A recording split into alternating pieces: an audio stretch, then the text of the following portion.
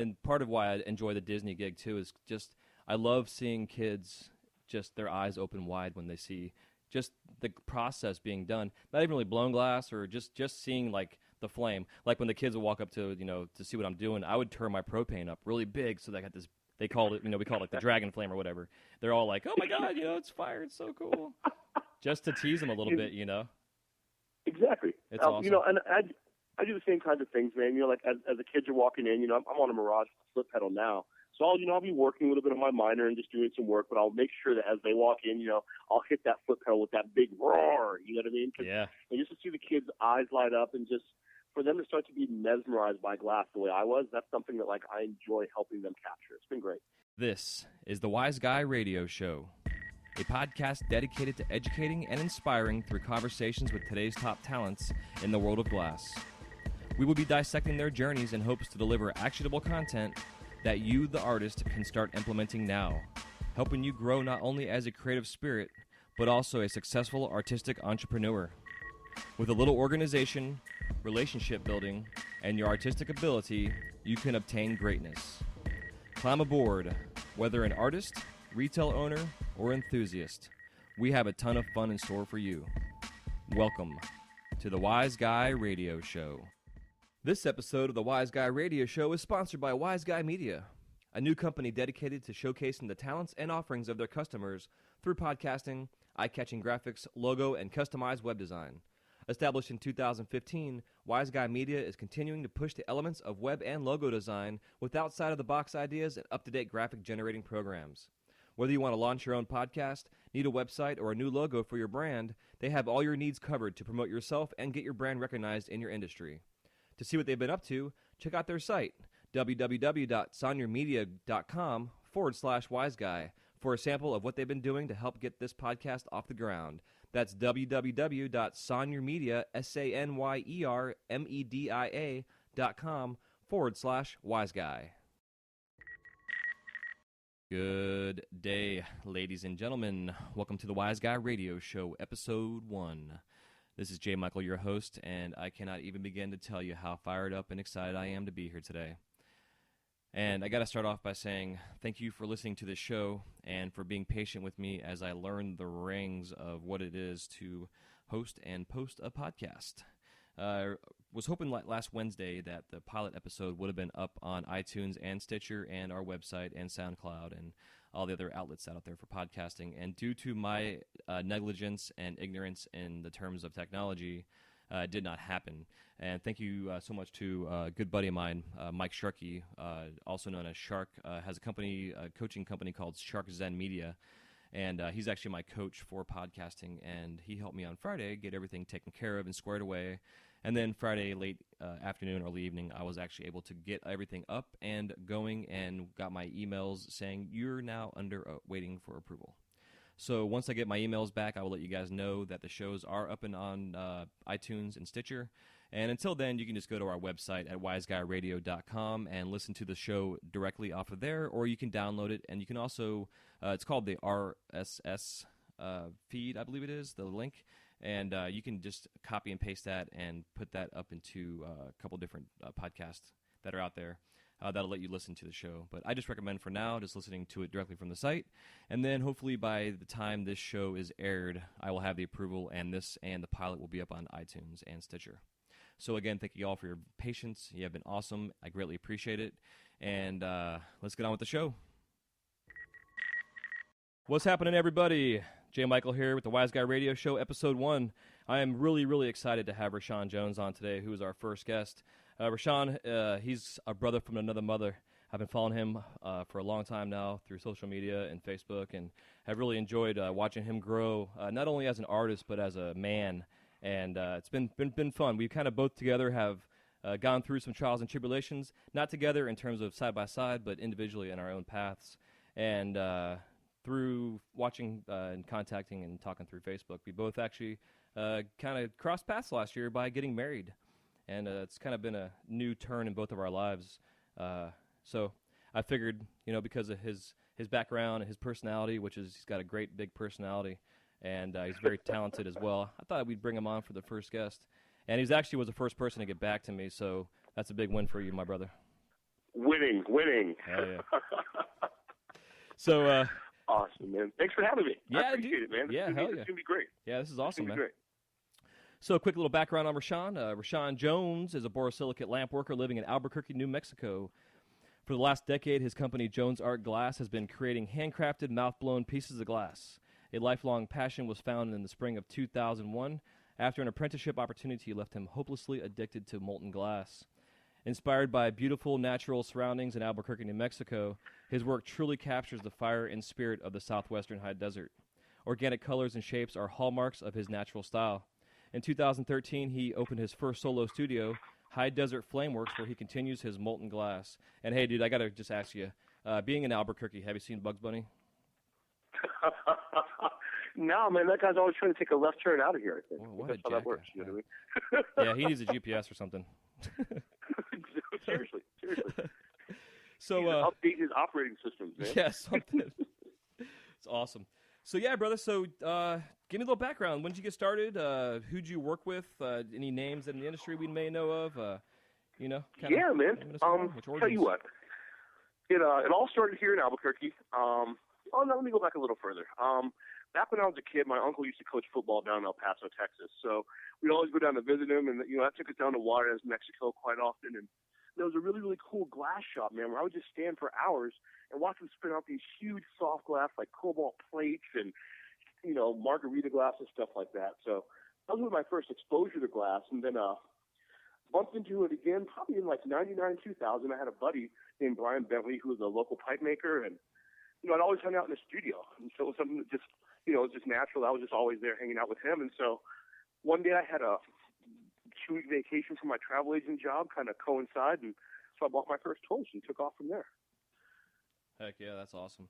And what was that first torch you bought? Oh man, Nortel Miner. Yeah, me Nortel too. Miner. That's, 15 years later, it makes me laugh because I still hear, like, to this day, like this week I've heard, I don't know if you can move borosilicate on a miner. And it's just not true, man. Miners are great torches. Oh, dude, everything I made for the first year and a half of my glass art was all on a Nortel miner. Exactly. Then, working with him was really great. It gave me a great opportunity. And, in 2000, about May, June 2000, I got my first miner. And my plan, seriously, was to be the world's greatest pipe maker, bong maker ever, man. Like, that was it. I was going to take over the world. I had a whole plan, man. 2 weeks into it, right? Exactly. No, 2 weeks. No, 2 days, bro. Oh, hey, you know what? This even is what better. I'm doing. But, it was a blessing because here in Albuquerque, we have a long tradition of borosilicate glass, mostly spearheaded by Lewis Wilson. He used to sell my buddy Brian color, so I wasn't aware of who Lewis was. He was just like, the wacky, cool neighbor guy that would sell his color.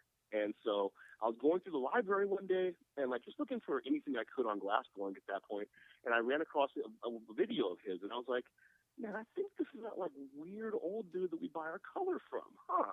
So I did my knowledge there and did my research, and thankfully, Lewis, he liked my spirit. He kind of took me under his wing, and what that enabled me to do was to, I'd spend a lot of time in a pipe prep studio doing a lot of pipe work and stuff. But also, Lewis kind of brought me into the bead game and got me traveling and heading down to Tucson just to kind of open up my eyes to things that were possible with glass. And that right there, those two experiences simultaneously is what really kind of solidified my need to work glass constantly. Man, that's awesome. Yeah, Lewis Wilson did the basic introduction to glasswork videos? Yep. Yeah. Yeah, Essential Lampworking or something they were called? It's Crystal Myth Essential Glasswork. Oh, there you go. Yeah, Crystal Myths. Yeah, awesome. Yeah, man. But, from there, I started doing bead shows and stuff, and what that let me do, and this is, part of why social media just blows me away these days, is a lot of the relationships I literally formed because I would have to sacrifice time away from family and go to these places. And now, you don't really have to do that anymore, as it were. Technically, man, we haven't met in person, but I feel we have a good vibe so that when I meet you in person, it's going to be exactly the same. You know what I mean? Yeah, I feel you, dude, for sure. But a lot of that rapport comes from, just traveling a lot and just getting out there. And, I was able to come in the 2000s and meet a lot of people who are really just doing amazing work now. And it was just a really, really great time in glass. Yeah, that's awesome. Yeah, it's amazing, man, just to see the evolution of, then to now, like you're saying, with social media. It's pretty cool. But it's also very distracting. Very. Very. Yeah, it's awesome. Oh yeah. So I was reading. So you started doing a demo one day for some kids, and that turned Oh into yeah, a man. kids glass program, which I think is awesome. Yeah, man. That's probably the thing I'm most talk about for the last couple of years because it's a program that's near and dear to my heart. It's called the Wonders of Glass, and it basically started with I was having some pizza with a friend of mine. She was a third grade teacher, and she introduced me to the art teacher Annie Nash, who had already been doing some fusing and stuff with the kids, like just on the side, like on like weekend projects and like summer camp kind of things. She'd have some of the elementary school kids cutting glass and doing some fusing. So she asked me to come in and do a demo flame working with her kids. Well, first asked if it was even possible, and I was like, sure, if your school's fine with it, I'll bring it all down. So I did, and that was great. And I did my first demo, and then about 3 weeks later, Annie called me and was like, hey, I'm going to write this grant to the Toyota Corporation to help teach kids more about glass. Would you want to be our artist in residence? And at that time, 6 years ago, I didn't even understand what that entailed. But I'm really really fond of doing cool stuff, man. I'm like, yeah, let's do it. Let's teach kids to blow glass, and this filled up some time in my day, and this will be good for my spirit. And we got the grant, man. Toyota gave us 20 grand about 6 years ago to start the Wonders of Glass program, and since Wow. then, we've teamed with a lot of outside the glass industry partners, but also titans like Glass Alchemy, North Star, ABR, Paragon, and Nortel have all made sure. Oh man, of course, Oralens, they're our new partner. Just made sure that we could not just teach the kids, but teach them correctly in an awesome manner, man. So it's been really good. It's been a great ride. Man, that's so cool, dude. I know, like, my wife's an art teacher, elementary, so she's got the K through 5. And Okay. so the past 3 years, I guess I've been doing the Mm-hmm. Great American Teaching, and the first time I did it was, doing a full-on demo for Mm-hmm. every grade, and it was every grade, one demo at a time, K through 5. But Yeah. it's so awesome, and part of why I enjoy the Disney gig too is just I love seeing kids just their eyes open wide when they see just the process being done. Not even really blown glass or just seeing like the flame. Like when the kids would walk up to to see what I'm doing, I would turn my propane up really big so they got this. They called it we call it like the dragon flame or whatever. They're all like, oh my god, it's fire, it's so cool. Just to tease them a little bit, Exactly. It's awesome. And I do the same kinds of things, man. Like as the kids are walking in, I'm on a Mirage flip pedal now. So I'll be working a little bit on my minor and just doing some work, but I'll make sure that as they walk in, I'll hit that flip pedal with that big roar. You know what I mean? Yeah. And just to see the kids' eyes light up and just for them to start to be mesmerized by glass the way I was, that's something that like I enjoy helping them capture. It's been great. Yeah, I think it's like with fire, I think it's like genetically ingrained in us just as humans, from back in the days of being Neanderthals. So this whole we've always had this wonder and fascination with it, and you want to stick your hand in it and see if it's going to burn you, kind of thing. And as we all know, it does. It does. It does. That's awesome. So what kind of stuff do you guys do with the kids? All right. So it's broken down to two things. So in the very beginning, Glass Alchemy was super awesome. They made sure that all the kids got one of the original Goblin posters. Man, if those kids still have those are collector's items. Man, that's awesome. Anyways. Yeah. But so basically, let's say it's a class of 20 kids, so they'll break up into 5 groups of 4 kids. And the day before, Dr. Nash will come by my studio and she'll drop off the dossier, man. And what that is the kids know I'm coming. Myself and Andrew Brown from Carver Beach Studios put together a bead making video for them about 7 years ago. And so they've already seen the video series. They understand how the glass is going to move. And now, like this individual school, glass is part of their culture. So the kids have a great understanding of it. And so what they'll do is they'll draw something, man, just whatever's on their mind, whatever they as a group agree to draw. But when I get there, it's not just like a SpongeBob SquarePants. It's like SpongeBob SquarePants, but labeled appropriately with, this is Rasta Gold, Rashan, and use Snow White for the eyes, Rashan. Oh, and dude, that's you so have awesome. chocolate crayon for the pants, Rashan. And, for me and my team, like I've been down there with, man, amazing, just a stunning group of artisans. Andrew Brown, Jennifer Wilson, Denial Gearhart, just really, really great local guys who have stepped up and said, hey, you know what, I want to help you. So we'll all go down there. Niles Malman is my new partner. And we go down there, we'll bring 2 torches, and we get together and decide, like, okay, we have an hour with this class. What can we realistically get done? And for me, in the first couple of years, man, of the 6 years, it it was such a challenge because I don't do any sculpting. I don't know if you know that. I don't do any sculpting at all unless I'm in that program. And so as a glass blower coming in, the kids are like, well, I want a cupcake.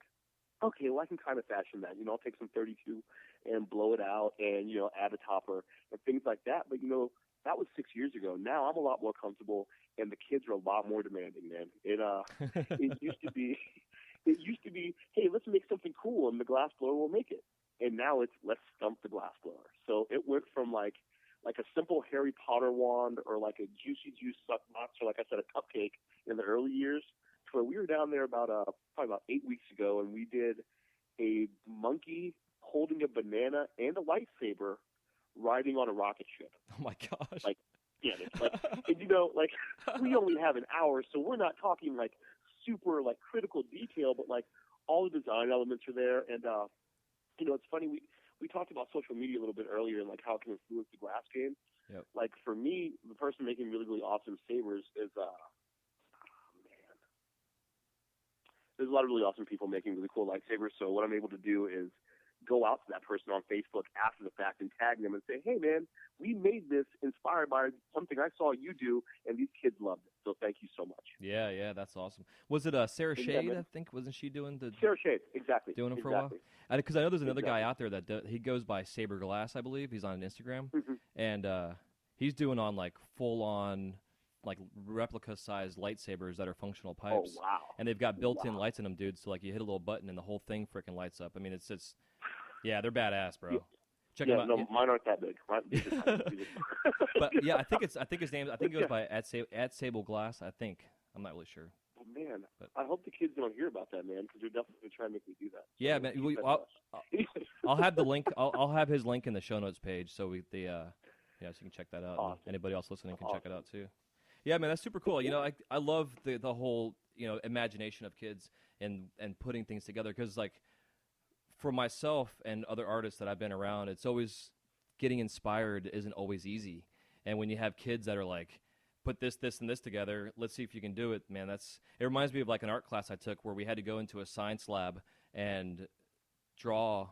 We had to pick 4 objects, draw them on paper, and then make a collage. So like I found a heart and a cockroach, and there was something else I did. I think it was like a dolphin picture or something.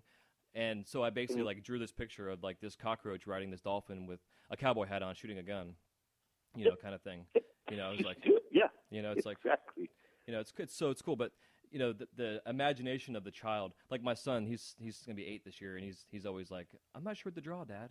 I'm like, just think of something crazy, and you can do it. The craziest thing you can put together, man. And go with that. And then especially the young person, man. Yeah, I love it because I know like my imagination, dude, like. You don't even want to know what I think about sometimes. Exactly. Awesome. Goodness gracious. Oh man. So yeah, dude. So what do you see with the future of this class? Like, I see like you're trying to kind of instill this into other programs, other schools, like nationally wise. I think it. Oh yeah, no, we've actually been able to do it, man. It's not to be a cliche, man, but it really is. It's a lightning in the bottle kind of situation where right now the industry. The glass industry is really, really celebrating it and wants kids involved in it.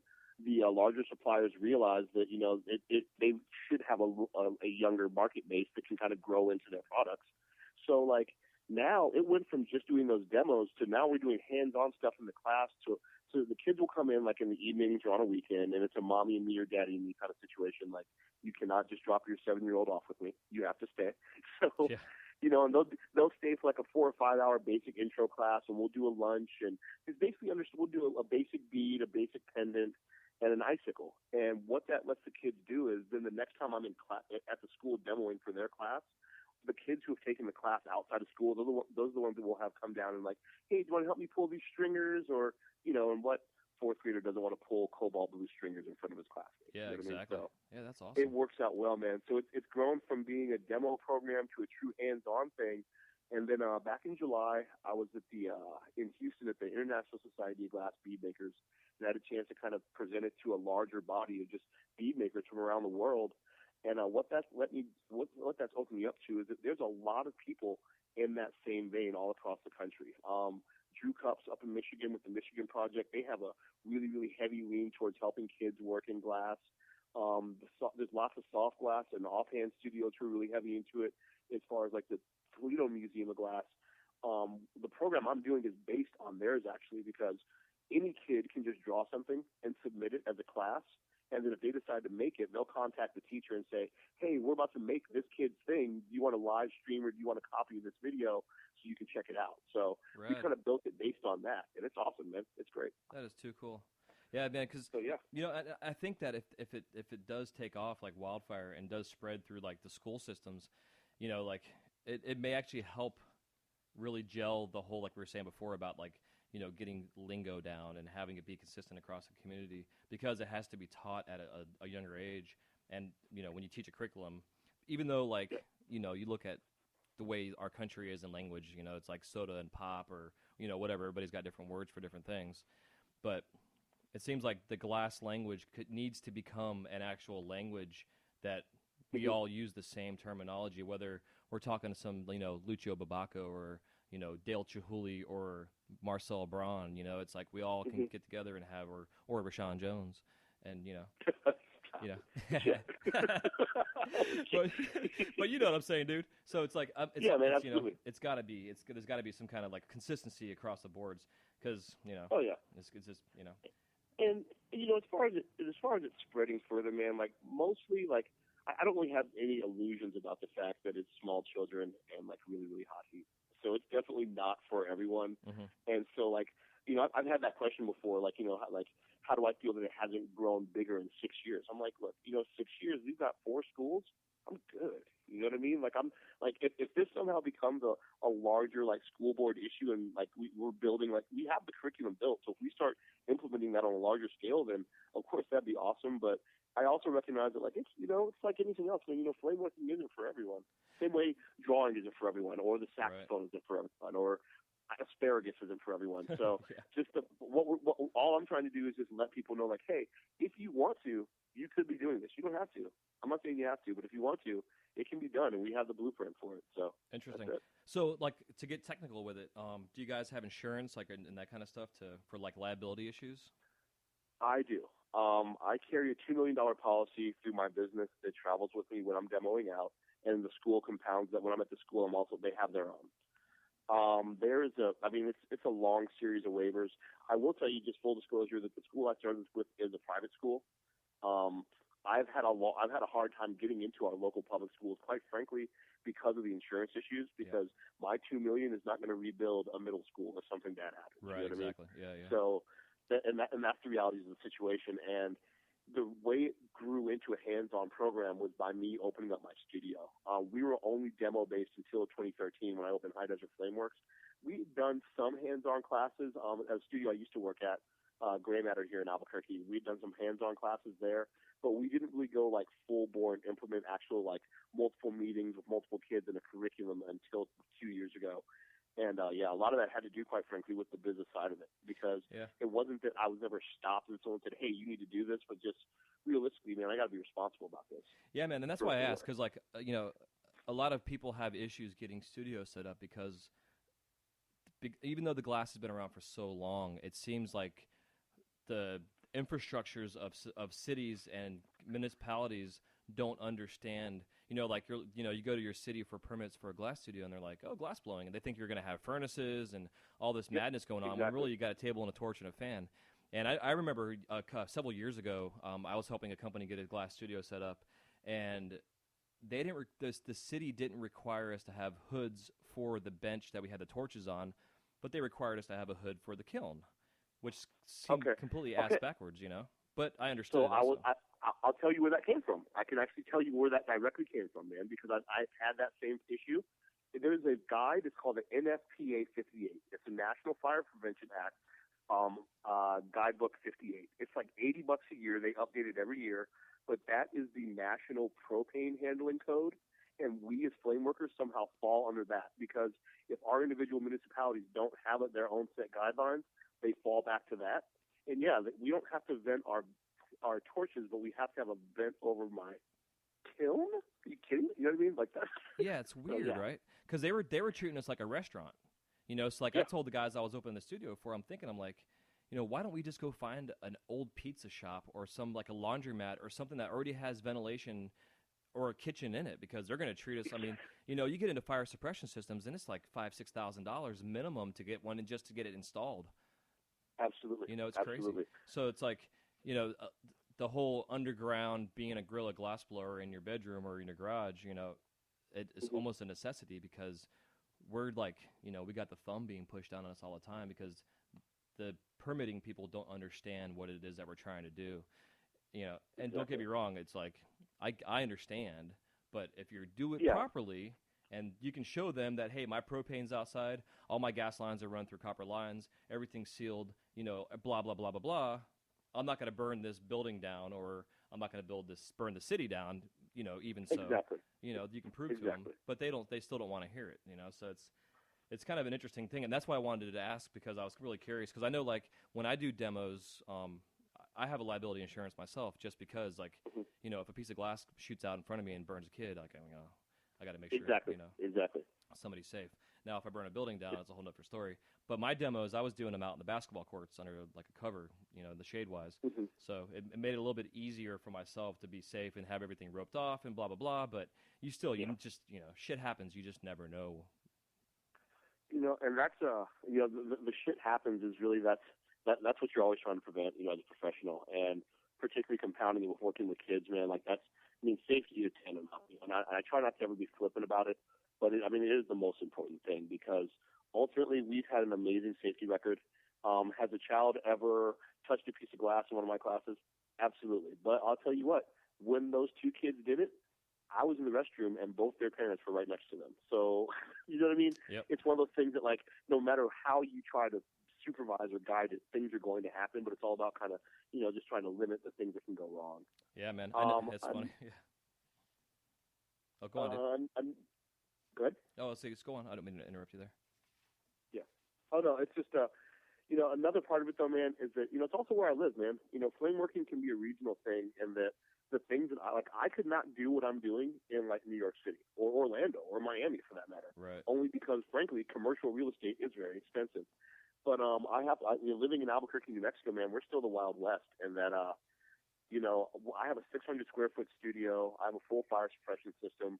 And I assure you, but the rate that I pay is surprisingly low if it were like on national averages. And if anyone wants to message me about this, privately, I don't want to talk numbers on podcasts, but if you don't want to message, we can definitely go back and forth about that. But it's a really affordable rate. The most expensive things I had to do was isolate my sprinkler system, because I'm next to like 7 other businesses. I'm right in the middle of like a joined building. So if my sprinklers go off, they want my sprinklers going off. But the way it was set before, if one goes off, they all go off. Oh yeah. So I had to spend some decent bucks to isolate mine out. But yeah, man, it's been really, really safe. I have an upstairs neighbor. Like, I'm a live work community, so there's 2 stories of residential above my studio. Wow. So I'm really, really good. Yeah, like, so literally where my torch is, 16 feet up from that is a guy's couch in the living room. And, his name is Zeke. We talk all the time. He's a great guy. He hangs out. But, yeah, like, that's, like, safety is something that it's so ingrained in me. It's not that I don't like to talk about it, but that everything I do has to be safe, man, because, like, if I don't, like, it's not just glass is going to crack, but, like, yeah, just bad things happen, man. So yeah, absolutely. Because I had friends of mine locally, bro, that had a very similar setup, except it was in an own building. The studio was downstairs, upstairs was living quarters, and at first there was nobody living upstairs. So when they got everything passed, all their inspections, permitting, whatever got passed. But as soon as a resident moved upstairs, the fire department came in there and shut them down, like immediately. Ah, man. Within like a day of the lease being signed, kind of thing. So. Yeah, and we were kind of wondering, too, if maybe it was like the landlord has something to do with it. We're not really sure. But, it's definitely that liability's there. So, so kind of on the business side of things, yeah, because part of this podcast I really want to talk about, I consider those of us that are artists but also are doing this in a serious fashion as being a business owner, or what I consider us to be like an artistic entrepreneur. On the business side of things, like, do you have an accountant that you deal with in terms of managing your finances? Nope. Do you do quarterly taxes, like, or do you manage all your stuff yourself? Like, how do you go about, that side of things? Okay, check it out. Man, and my brain is geared towards numbers, so I enjoy it, man. I've been doing my own taxes since I was like 16. You know what I mean? Like when I got Yeah, my me first too. job.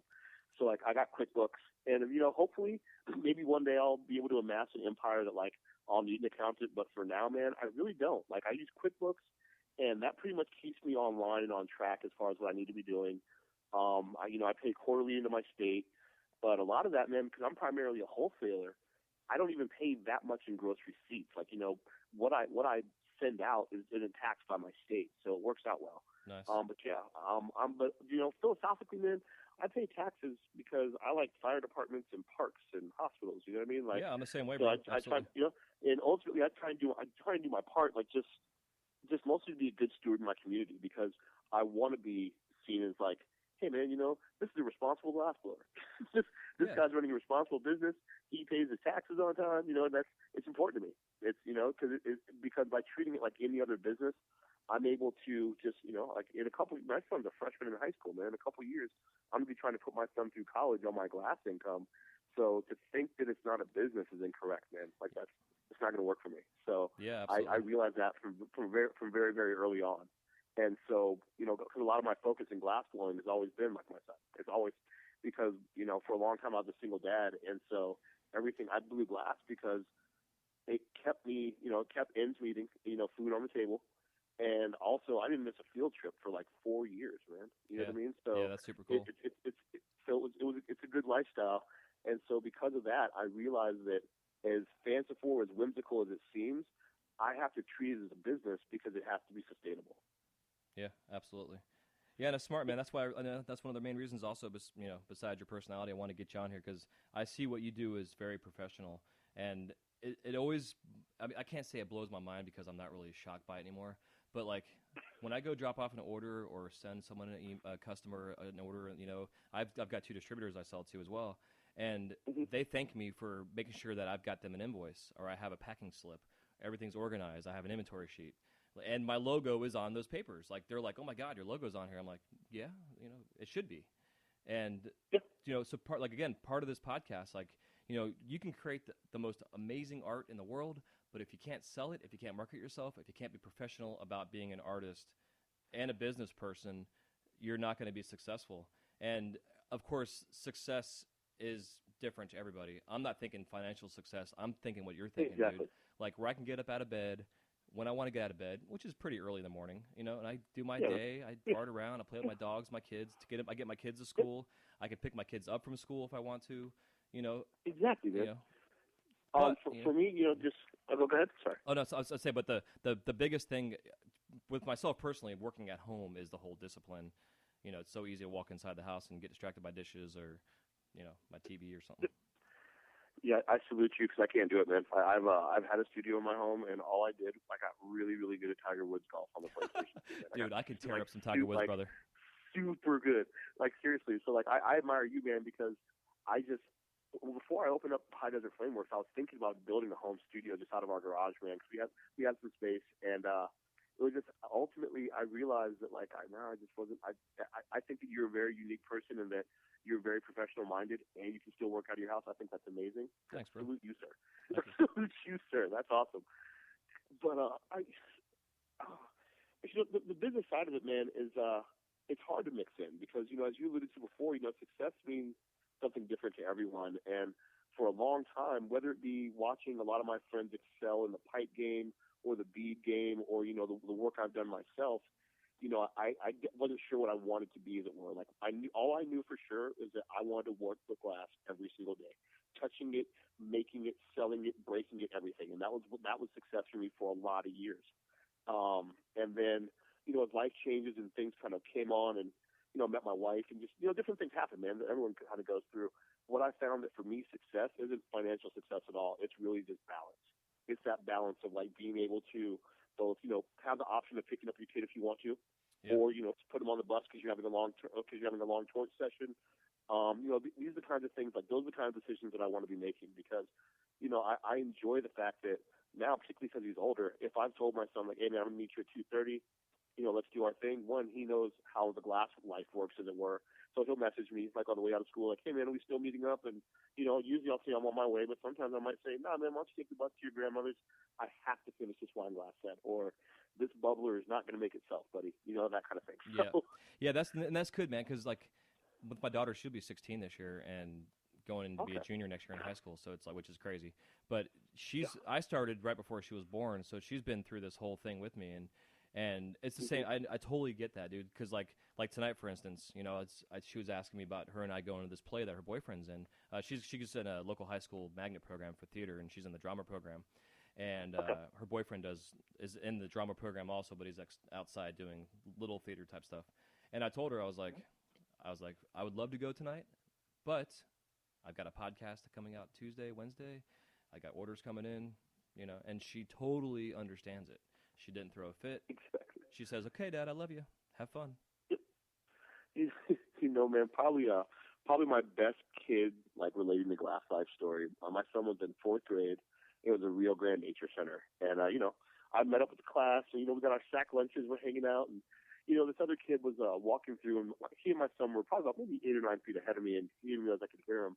And this kid was like, hey, man, like, why does your dad always come on all these trips, man? Like, well, what does he do all day? And my son stopped and looked at this kid and was like, it's cool. My dad doesn't even have a real job.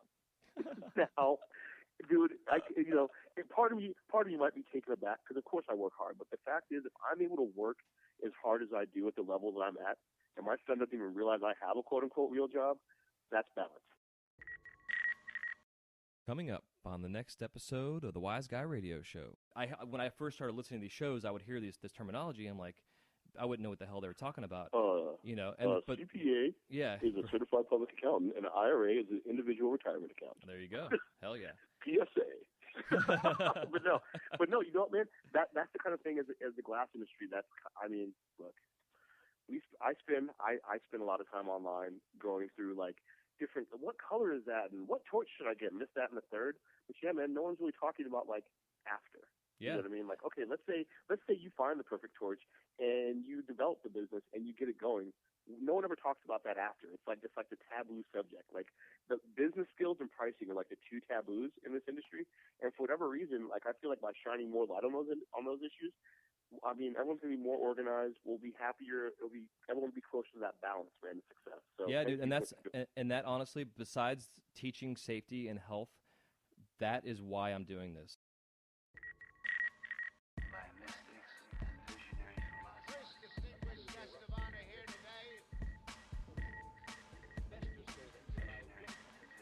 Thank you guys so much for listening to this episode of the Wise Guy Radio Show.